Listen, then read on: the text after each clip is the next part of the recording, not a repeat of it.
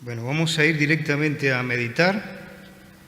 Este es un tiempo bueno que el Señor nos da para que podamos tener comunión fraterna, también poder meditar y reaccionar a la meditación bíblica en diálogo con el Señor, en oración.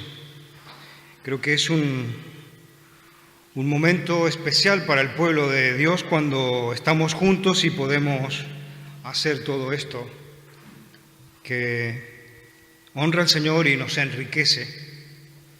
Y ahora llevábamos todos los viernes haciendo estudios sobre los salmos. Fue un tiempo muy bueno de ir estudiando los salmos.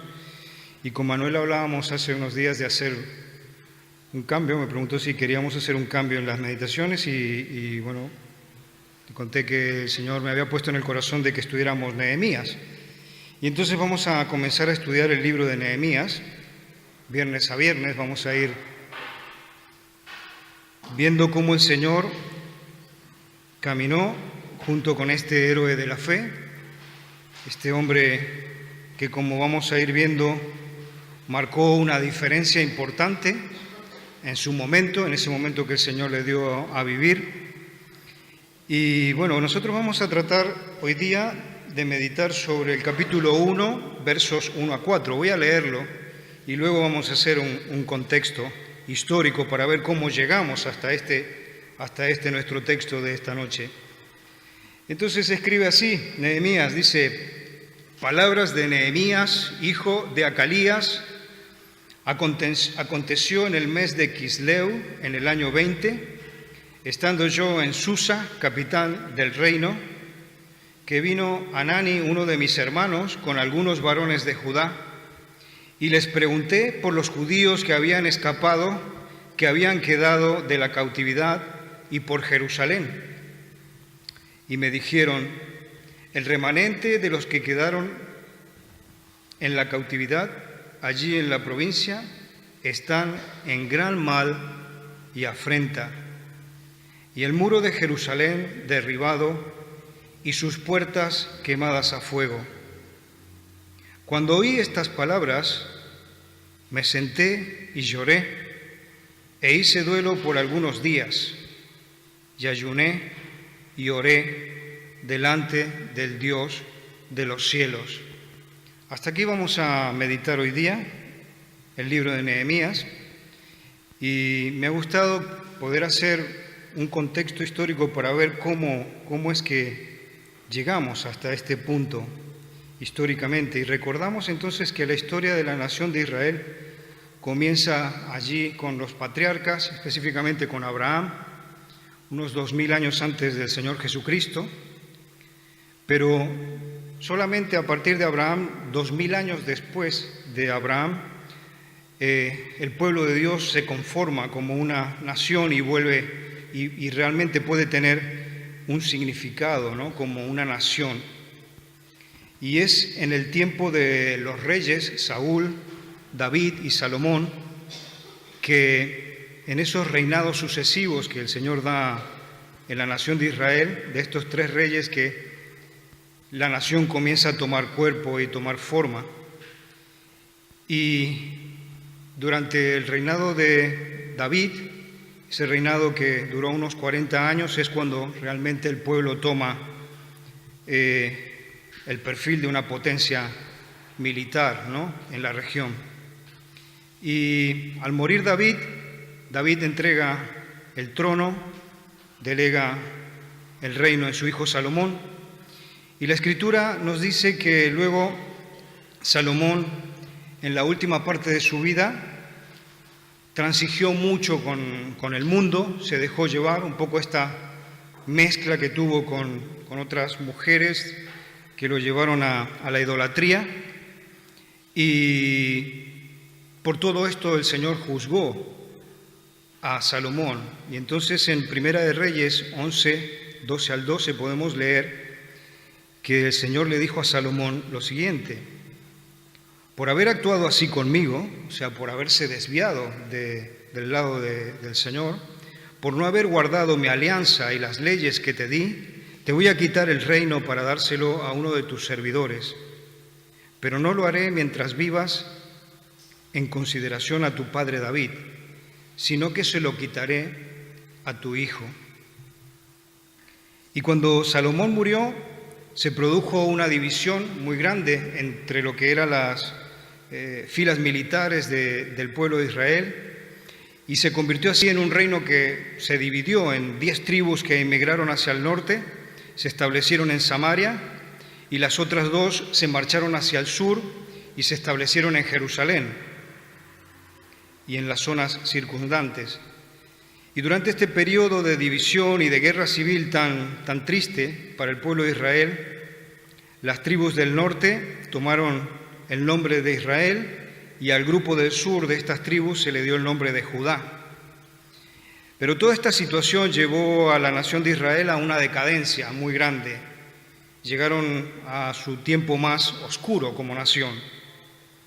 Y fue en esos tiempos cuando fueron atacados, no tanto por enemigos externos, sino que lo más triste es que fue una cuestión interna la que los llevó a esta situación tan dura, ¿no? Y como decía, llegaron a vivir su hora más oscura como nación, perdieron la herencia espiritual, ese legado que el Señor les había dado y que los había hecho destacar como pueblo. Y así entonces el Señor castiga a la nación de Israel y mueve el imperio asirio, que en el 722, antes del Señor Jesús, viene y los invade, ¿no? Entonces las 10 tribus del norte desaparecen, dejan de existir, pero algunos huyen hacia el sur y escapan de los asirios, y la tierra de Judá, con este remanente que llega, continúa siendo una nación durante más de 300 años. En el 586, antes de Jesús, el Señor mueve al otro imperio, a Nabucodonosor, con Nabucodonosor a la cabeza, el rey de Babilonia, que invade Jerusalén, incluida Judá, y lleva a cautiverio a toda la nación de Israel. Y con todo esto comienza lo que conocemos como la cautividad babilónica.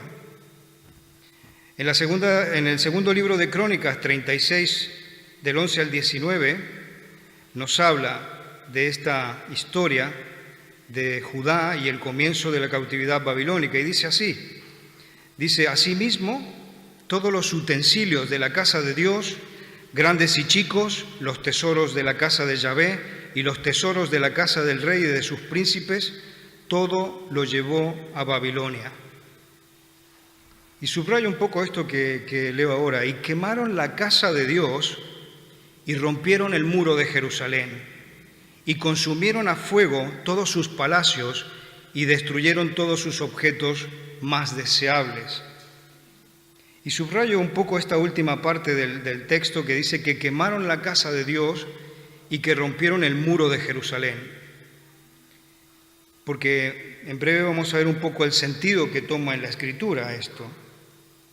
Fueron consumidos por fuego y destrucción, y creo que nosotros a fecha de hoy habremos visto documentales sobre lo que fue la destrucción de la Segunda Guerra Mundial y cómo quedaron las ciudades después de ser atacadas de la manera que fueron bombardeadas y saqueadas y, hechas añicos, ¿no? Y un poco igual quedó Jerusalén, el pueblo de Israel quedó completamente destruido.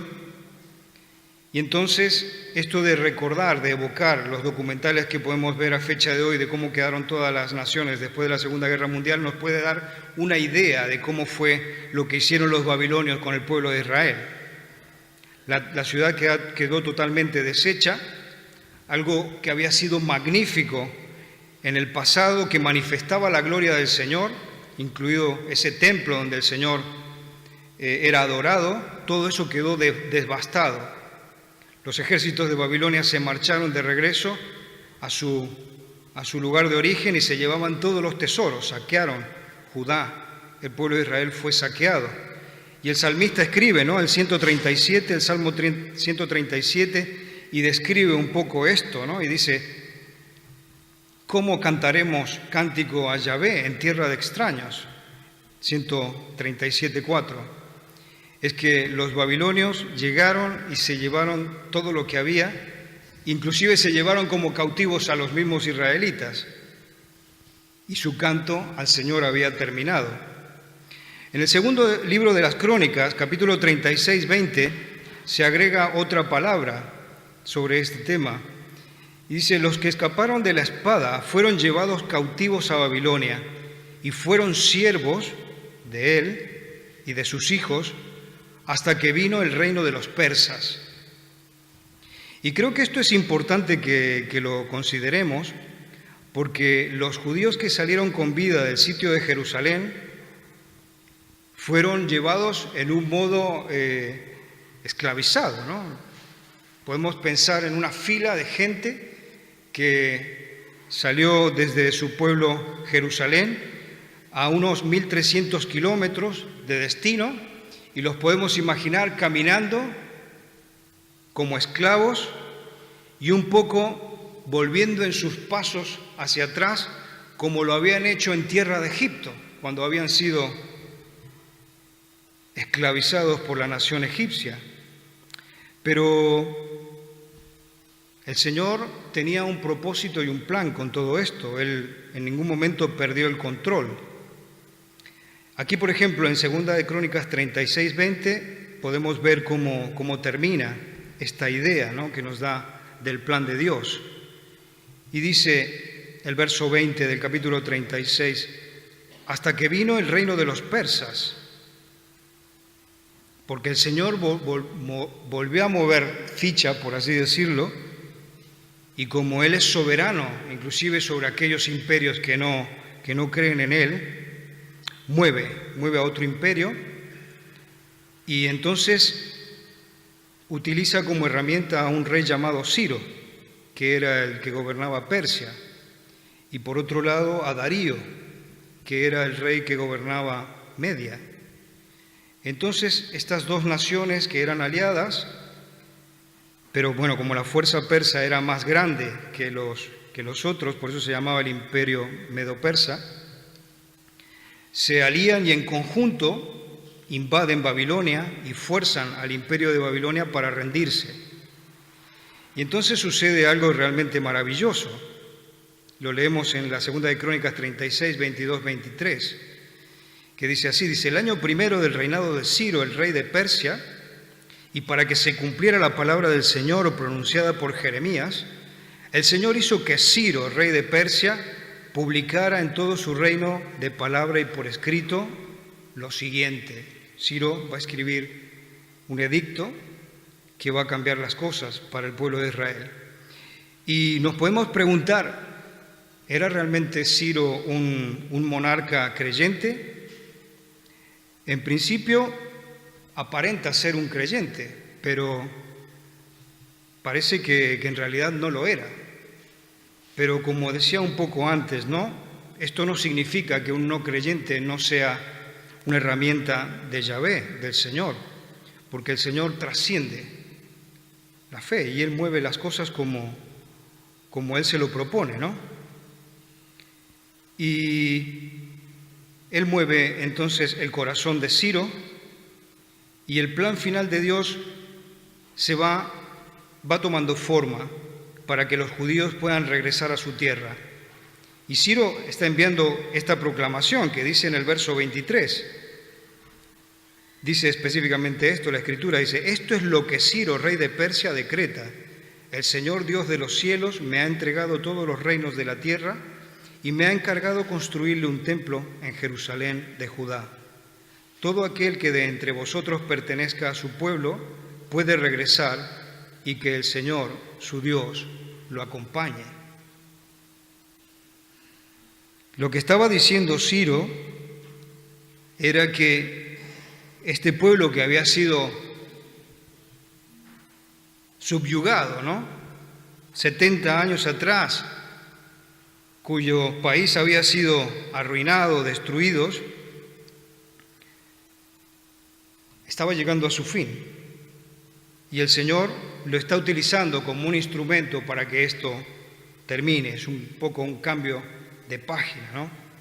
Y aquí algunos historiadores bíblicos comienzan a llamar a este periodo como el segundo éxodo, de manera que los hombres del pueblo de Israel que habían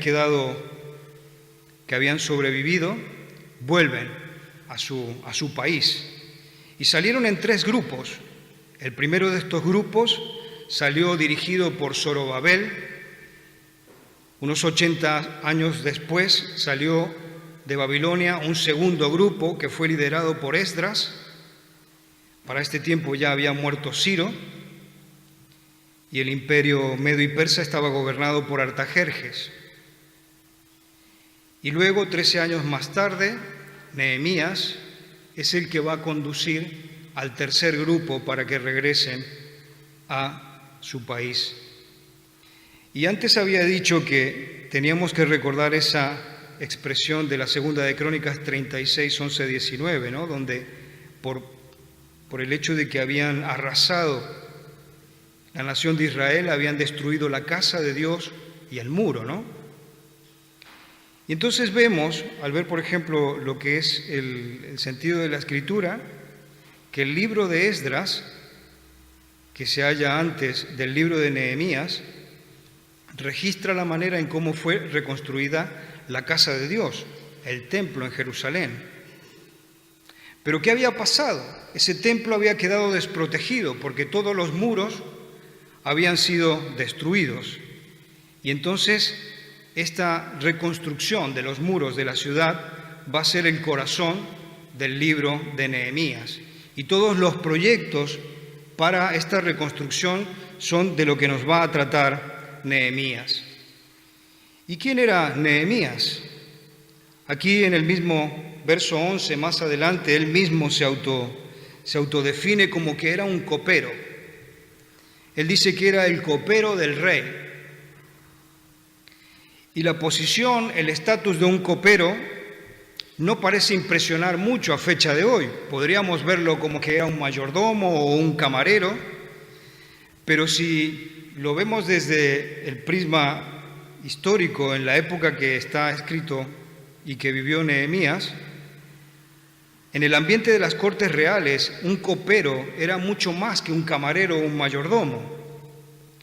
Era una persona cuya función era la de probar los alimentos y las bebidas que tenía que ingerir el rey. Por lo tanto, si él tomaba algo y estaba envenenado, porque en esa época se estilaba a envenenar a los reyes a través de lo que consumían, entonces el copero era un poco ese filtro, ¿no? Y claro, esto hacía de que el copero y el rey tuvieran una relación realmente muy íntima, porque era la persona que le salvaba la vida al rey, ¿no? Y a través de esta relación se creaba, como digo, una intimidad entre el copero y el rey que realmente era muy fuerte, ¿no? Los antiguos historiadores también sugieren que los coperos, como ninguna otra persona, aparte de la esposa, influía en la decisión de los reyes. O sea que un copero podía realmente decirle algo al rey que el rey realmente lo tuviera en consideración, ¿no? Y Nehemías está allí, en ese ámbito de la corte del rey Artajerjes, y está cumpliendo con estas funciones. Pero, como hemos leído aquí en el capítulo que estamos meditando, vemos que Nehemías comienza a tener una carga muy importante por su pueblo. Y creo que es interesante analizar de que él estaba muy cómodo. Podríamos decir que su situación de confort era realmente buena, porque estaba muy bien posicionado, estaba en una posición de privilegio, con poder, estaba bien pagado y, bueno, no le faltaba de nada, ¿no? Pero de pronto se encuentra, dice aquí, con su hermano y otros amigos que vienen desde Judá y comienzan a ponerlo al día de cómo está la situación en su país. Y Nehemías comienza a sentir una carga muy fuerte por los suyos. Ahora también es interesante cómo vamos viendo las reacciones de héroe de la fe, que creo que son lo que a nosotros nos tiene que dar esas pistas, ¿no? Para que a fecha de hoy esto no sea simplemente algo que fue historia y se quede allí, sino que tiene una conexión con nosotros a fecha de hoy, ¿no? Nehemías vemos que no reacciona pensando en sus posibilidades, ¿no? De que él puede decirle al rey lo que quiere, sabiendo que el rey puede escucharlo, en base a la confianza que se tienen, ¿no? Sino que notamos que Nehemías busca la dirección de Dios. Lo vemos que él lo primero que hace, aquí nos va a decir ya en el 4, que su reacción, su actitud es buscar que el Señor lo guíe. Y entonces filtro una pregunta que me hacía yo mismo mientras estaba haciendo la meditación. Y entonces creo que tenemos que preguntarnos si nosotros somos como Nehemías, si buscamos realmente en nuestra vida la dirección del Señor. ¿Buscas que el Señor te guíe? ¿Tratas de entender lo que el Señor está haciendo, inclusive en situaciones que pueden ser hasta incomprensibles para ti? Nuestra historia comienza en diciembre. Este mes de Quisleu se refiere a un mes de diciembre. Estamos más o menos en el 445 antes de Jesucristo y nos sitúa en Susa, que era la capital del imperio medo-persa. Era un lugar realmente hegemónico, una capital muy dinámica de ese mundo, de aquella época. Era un centro de actividad muy importante que inclusive los mismos israelitas la consideraban como muy importante. Y como decíamos, Nehemías, mano derecha del rey, y como volvemos a meternos, ¿no?, en la idea de lo que nos dice nuestro texto. Viene el hermano, vienen sus amigos y le avisan sobre lo que había allí en su tierra. Los que habían quedado de la cautividad, los que habían sobrevivido y estaban en Jerusalén. Y es interesante las preguntas que le hace, ¿no? Él le pregunta por los judíos que se habían escapado. Y es interesante también que hay un dicho que dice que un verdadero judío se reconoce porque nunca se olvida de su pueblo, de sus raíces, ¿no? Y él, habiendo pasado tanto tiempo, vemos que no ha perdido su identidad. Sus valores están allí, por eso él reacciona de esta forma. Y creo que en este libro de Nehemías también es importante que nosotros pensemos en nuestra identidad cristiana. Esta gente es impresionante porque después de pasar tanto tiempo fuera de su entorno, vemos que realmente son muy fieles al Señor y tienen una identidad muy clara. Por eso son tan leales al Señor. Y él quería saber de su pueblo, quería saber en qué condición se encontraban los suyos.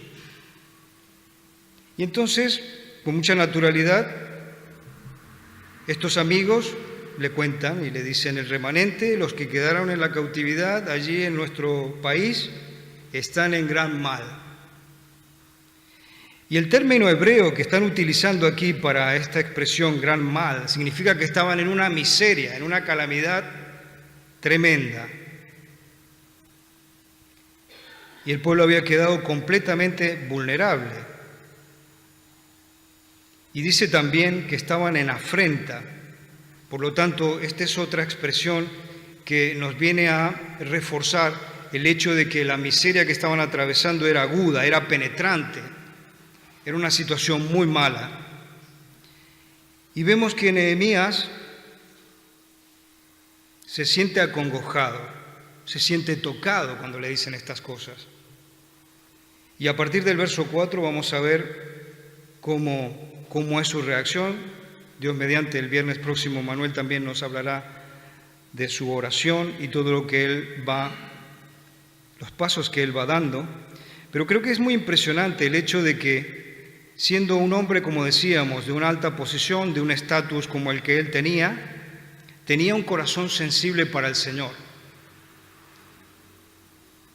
Normalmente el poder tiende a encallecer a la gente, pero aquí vemos a un hombre que tiene un corazón de carne, no un corazón de piedra. Y cuando le comentan estas cosas, él se siente tocado. Es muy difícil hallar una persona en la que se combine el hecho de tener una posición de poder, de privilegio ante los ojos del mundo y sin embargo seguir sensible al Señor. Y por lo tanto filtro otra pregunta que creo que es buena, yo me la hacía mientras meditaba, y aquí vemos que Nehemías es sensible, no obstante todo su estatus y posición de poder es sensible al Señor. ¿Es nuestro corazón sensible al Señor? ¿Eres sensible al Señor? ¿Temes al Señor? ¿Temes de verdad al Señor? ¿Lo tememos? Esto va para mí también, ¿no? A pesar del hecho que él estaba, como decimos, allí rodeado de gente de poder, con el mismo rey y todo, vemos que él escucha que el Señor lo está llamando en causa.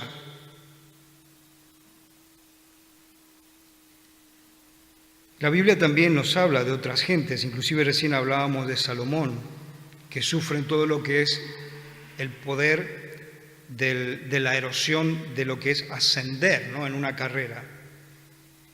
Pero aquí el caso que vemos con Nehemías nos demuestra que no es así. Él sigue siendo sensible a la voz del Señor y también es un hombre sensible a las necesidades, que creo que es algo que tenemos que meditar para nosotros, ¿no?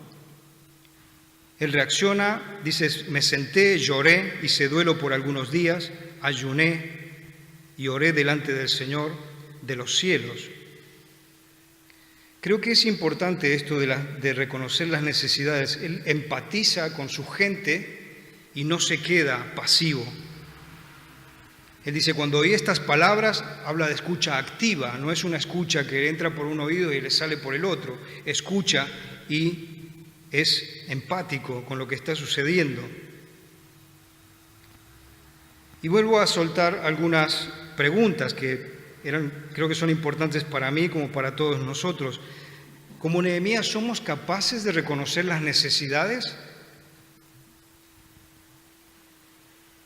Las necesidades no hace falta que nos proyectemos a una situación de estar como Nehemías, porque el Señor a ti y a mí nos pone en situaciones donde nosotros tenemos que marcar diferencias, y no precisamente en una corte, pero sí, por ejemplo, te pone como padre, te pone como hijo, como esposa, como esposo. ¿Somos capaces de detectar esas necesidades y cómo reaccionamos? ¿Reaccionamos con sensibilidad o realmente estamos cauterizados, que no sentimos nada? Y también en la iglesia. El Señor te ha puesto donde te ha puesto a dar un servicio en la iglesia. ¿Puedes sentir las necesidades que hay de tu ministerio? Hablaba recién con Silvia, ¿cómo estábamos en la escuela dominical? ¿Entendemos el trasfondo de los chicos, las familias? El portero, pensaba, un portero que está allí para recibir a la gente que entra.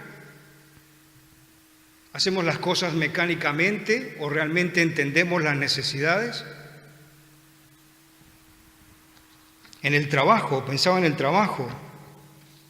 Creo que a veces podemos caer en la rutina o en simplemente hacer las cosas por inercia y en automático, pero somos capaces como Nehemías de tener un corazón sensible y que se mueve como el Señor quiere.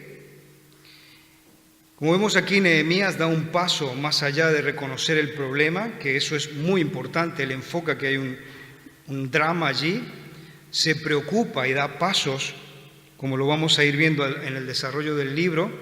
No solamente se queda con la noticia que ha recibido, sino que es proactivo, se identifica y comienza a moverse. Entonces, al ver a Nehemías como modelo, lo que tenemos que captar, que nos dice el Señor a través de este libro, es que no nos ha dejado, como decía un poco antes, ¿no?, una historia para que nosotros recordemos solamente por ser histórica, sino que tiene puntos de conexión contigo y conmigo a fecha de hoy. Y también ¿por qué no pensar en que el Señor te ha puesto en un rol que, bueno, casi siempre nuestros roles van de menos a más, ¿no?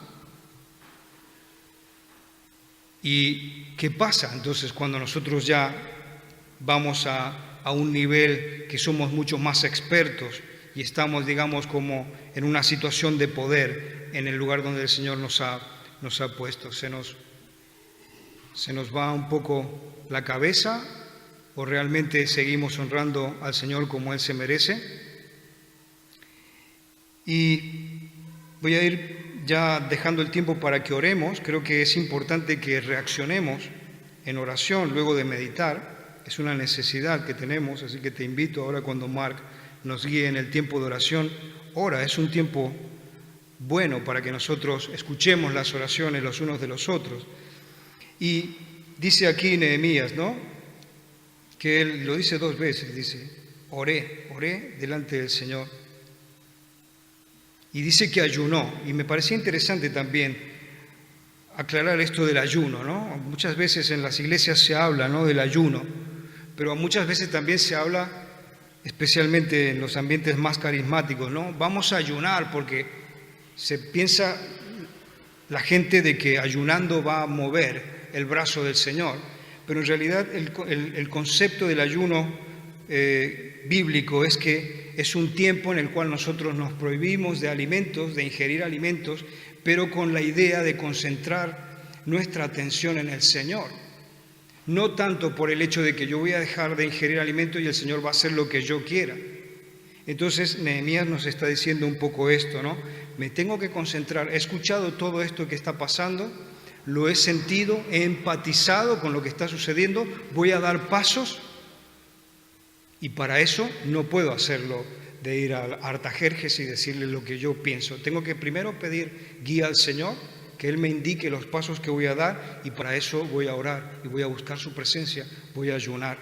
Así que bueno, yo paro aquí para que empecemos a orar y que el Señor nos ayude.